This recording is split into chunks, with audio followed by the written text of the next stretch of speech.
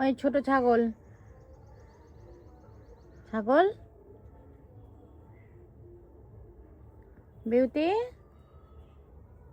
Beauty, beauty.